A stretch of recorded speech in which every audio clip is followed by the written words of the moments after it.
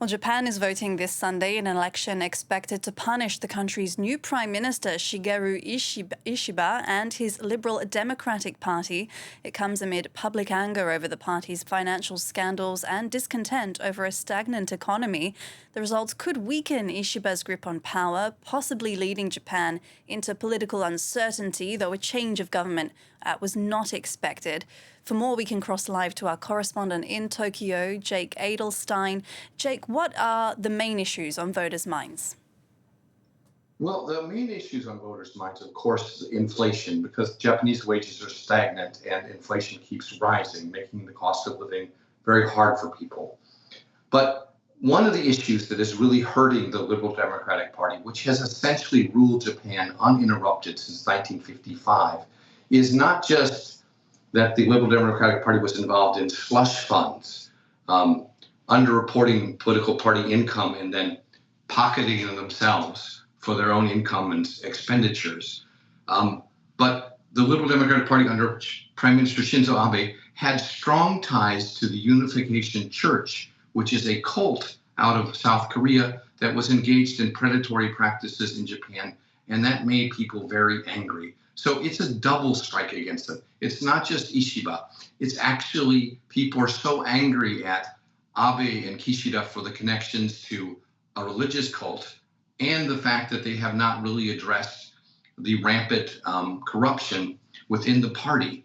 And voter turnout may be very weak, but if it's strong, it is not favorable to the ruling party. They have to have 233 seats to maintain a simple majority, and it doesn't look like they're going to be able to achieve that, which may create a kind of chaos as the LDP and Komeito, its sort of junior partner, which is a more liberal faction, try and maintain a power balance. The question is, if they lose the majority, who are they going to partner with and what compromises will they have to make?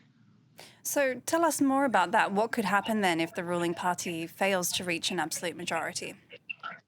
Well, Japan hasn't had a political change or regime change since 2009, when the Democratic Party of Japan replaced the LDP after similar corruption scandals like they are right now.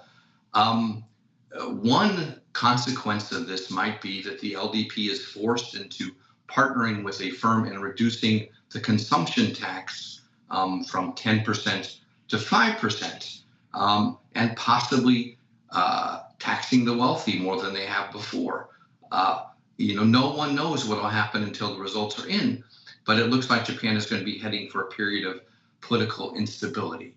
Now, you might think that Ishiba, the new prime minister, is not smart in holding the elections right now when his political party is very weak. But his rival has always been the faction of Prime Minister Shinzo Abe, which was most implicated in the political slush funds. And they are not being supported in this election. So there is a calculation by Prime Minister Ishiba that his political rivals will die in this election, and that will consolidate power for him, and he can do the things that he wants to get done. All right, Jake Adelstein, thank you very much for that update from Japan.